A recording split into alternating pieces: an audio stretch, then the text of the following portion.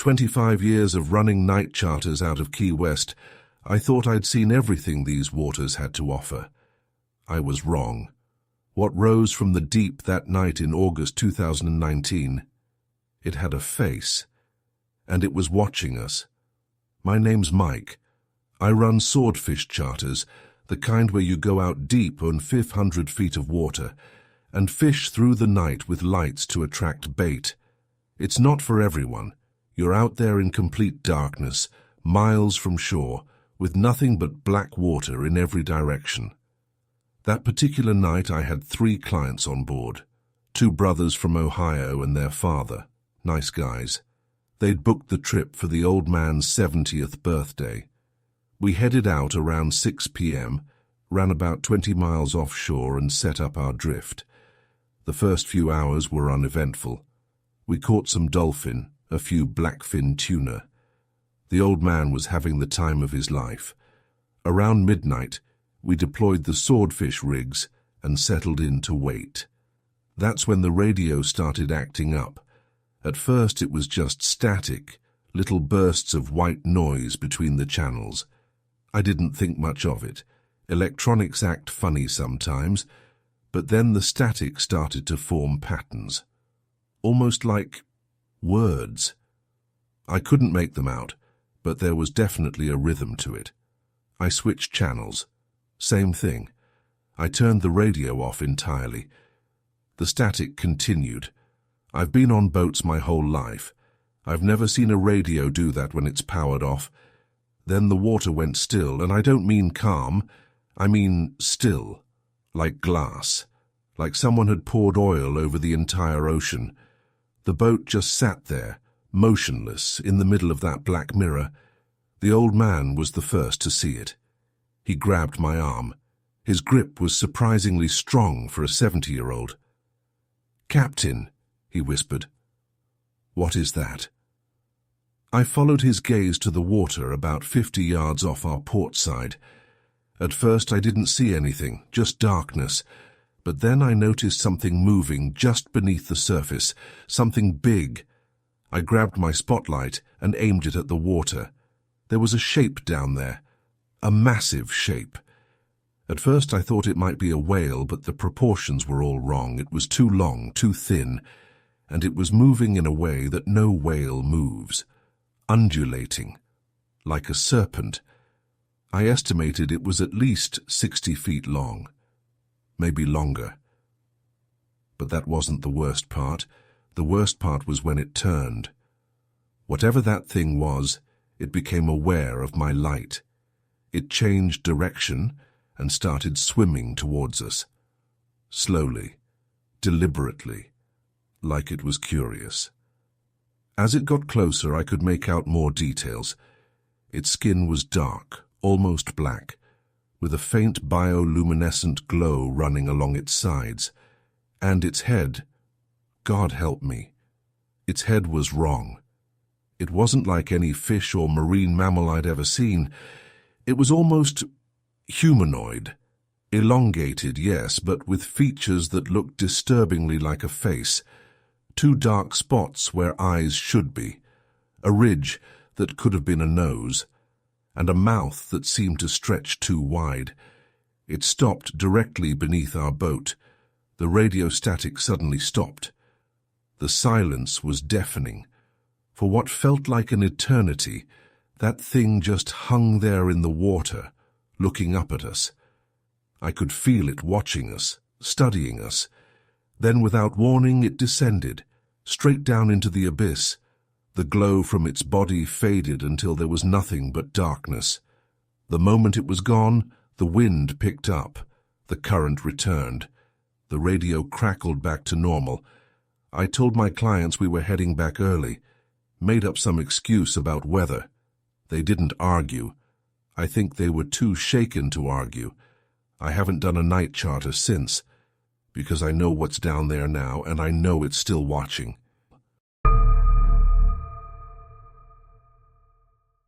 There's a lake in northern Minnesota that the locals won't talk about. Kettle Lake. I made the mistake of fishing there alone in January 2018. That's when I saw the face, pressed against the underside of the ice, looking up at me. "My name's Henrik. I've been ice fishing since I could walk. 40 years on frozen lakes. I thought I knew these waters like my own face in the mirror. Kettle Lake is remote, about an hour on logging roads, then another mile hike through the woods. Most people don't bother. But my grandfather always said it had the biggest walleye in the county. When I reached the lake that morning, I noticed something strange. There were no animal tracks. In Minnesota, you always see tracks on a frozen lake. Deer, wolves, rabbits. They use the ice as a highway. But Kettle Lake was pristine, untouched, like nothing had walked on it in years. I should have turned around right then.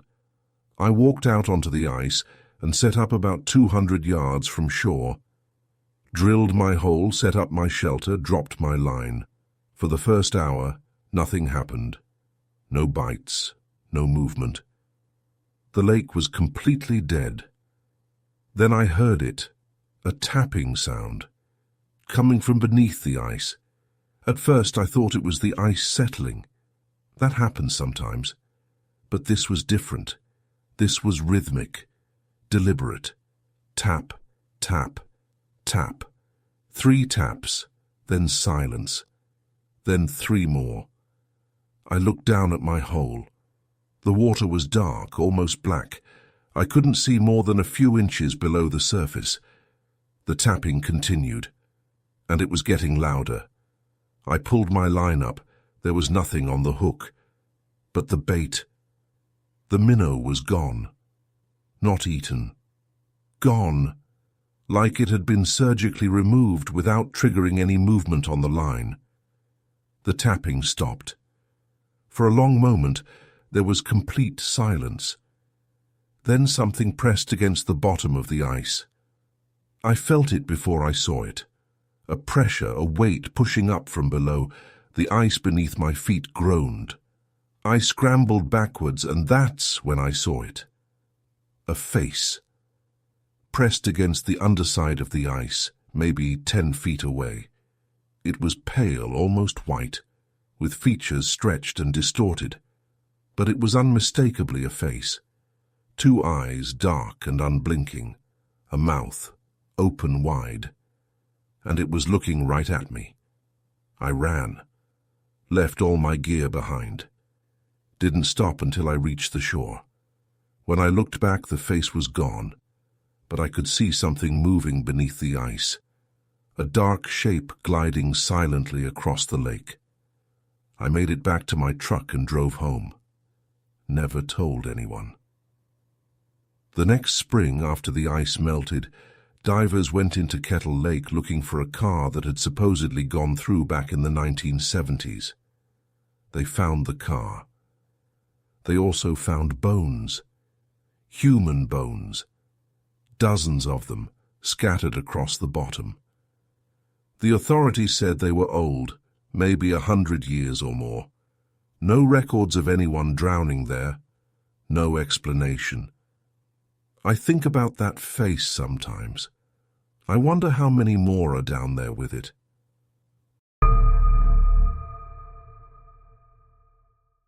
My grandfather took that secret to his grave. The location of the Catfish Hole, the best fishing spot in 3 counties. He only took me there once a year, on my birthday.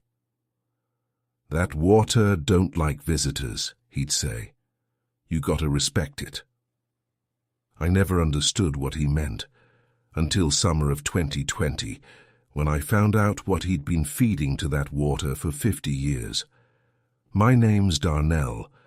I'm from a small town in Mississippi, right along the Yazoo River. My grandfather passed in March.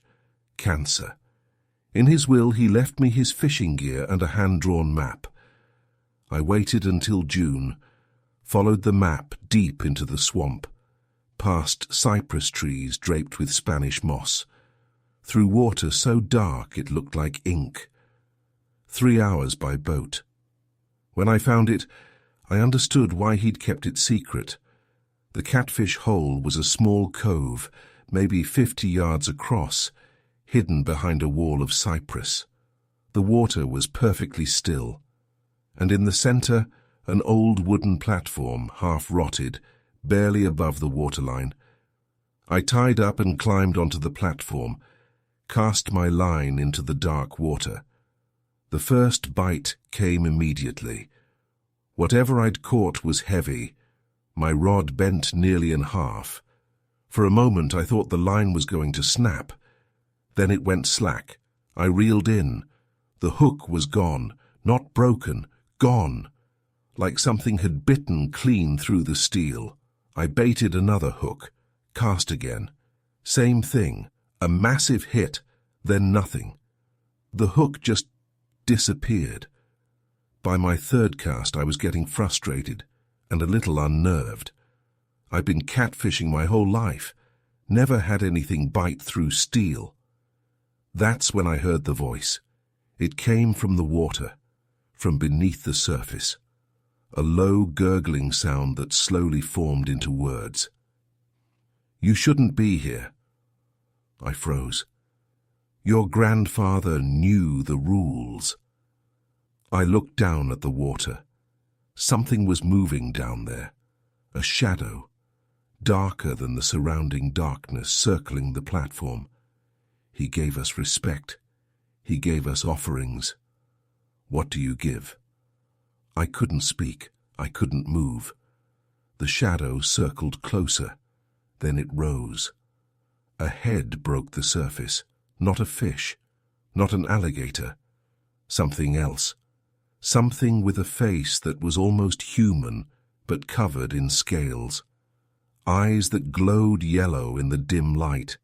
A mouth filled with rows of needle-like teeth. It looked at me, and it smiled. "You're his blood," it said. "We can smell it. You may leave. This time. But next time you come..." It paused.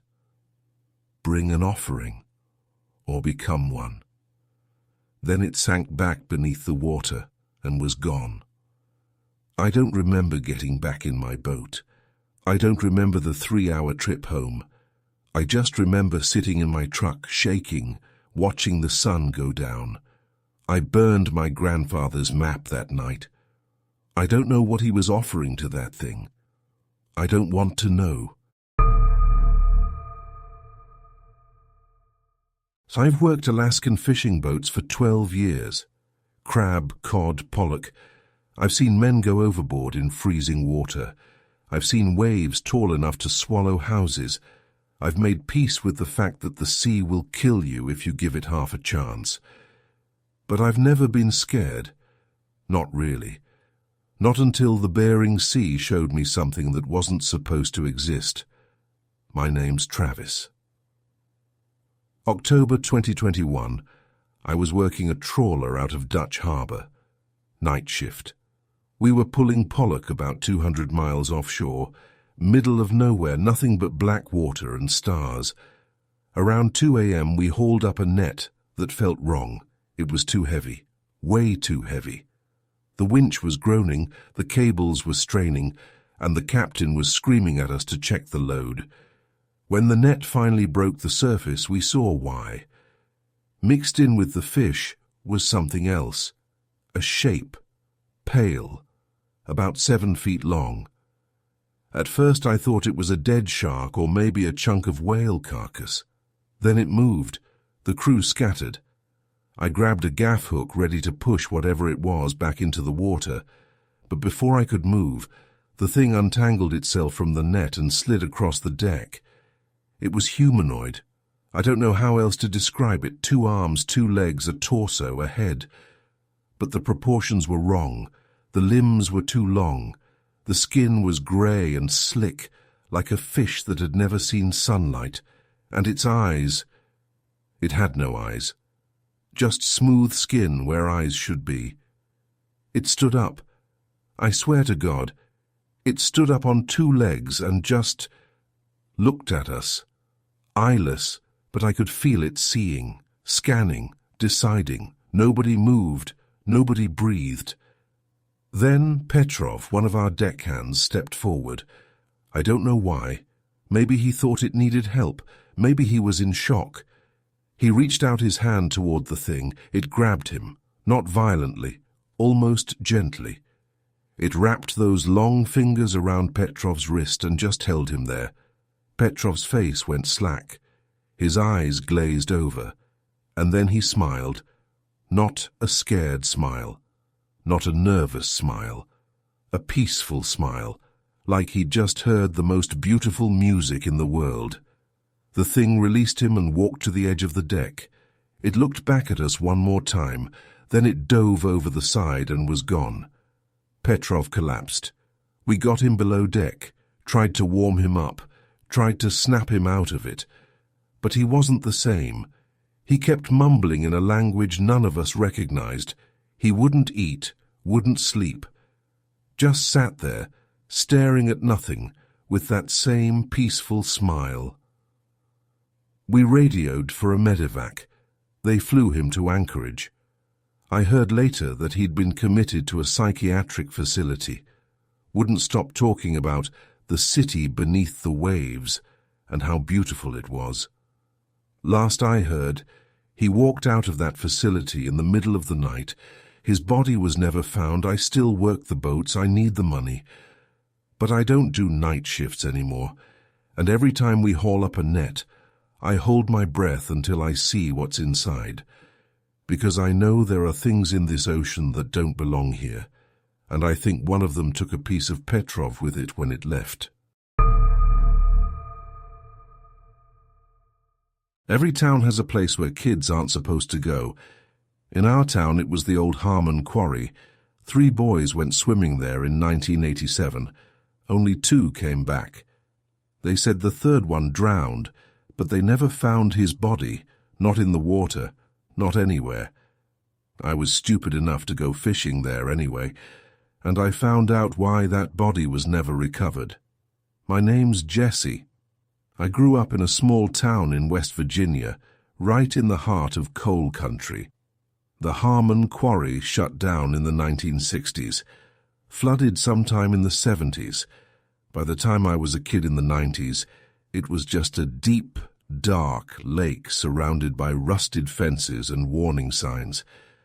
The thing about quarry lakes is they're deceptively deep. The water's cold, the walls are steep, and the bottom, nobody knows what's at the bottom. Summer of 2019, I was 34 years old and should have known better, but my buddy Carl convinced me that the quarry had the best bass fishing in 3 counties. He'd been sneaking in there for years, never had a problem. So we cut through the fence and hiked down to the water's edge. The quarry was beautiful in a haunted kind of way. The water was a deep emerald green, surrounded by sheer rock walls maybe 100 feet high. No sound except birds and the occasional splash of a fish breaking the surface. We set up on a flat rock and started casting. For the first hour, nothing. Carl was getting bored talking about packing it in, but I wanted to give it a little longer. The sun was starting to set, and everyone knows fish bite better at dusk. That's when I noticed the water was getting darker. Not because of the fading light. The water itself was changing color, starting from the center of the quarry and spreading outward, like ink bleeding through fabric. "You see that?" I asked Carl. He didn't answer. I looked over at him. He was standing at the edge of the rock, staring down at the water, not moving, not blinking. "Carl?" "There's someone down there," he said. His voice was flat, monotone. I walked over and looked where he was looking. At first I didn't see anything, just that dark water getting darker by the second.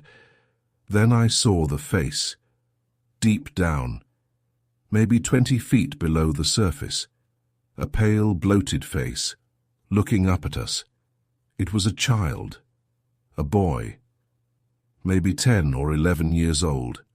He was smiling, and then I noticed the others, more faces, appearing in the darkness behind the boy, dozens of them, men, women, children, all pale, all bloated, all smiling up at us from the depths. They started rising, slowly, like they had all the time in the world, drifting upward through the dark water. I grabbed Carl's arm and yanked him back from the edge. He snapped out of whatever trance he was in and saw them too. "Run," I said. We ran, scrambled up the rocks, through the fence, didn't stop until we reached the car.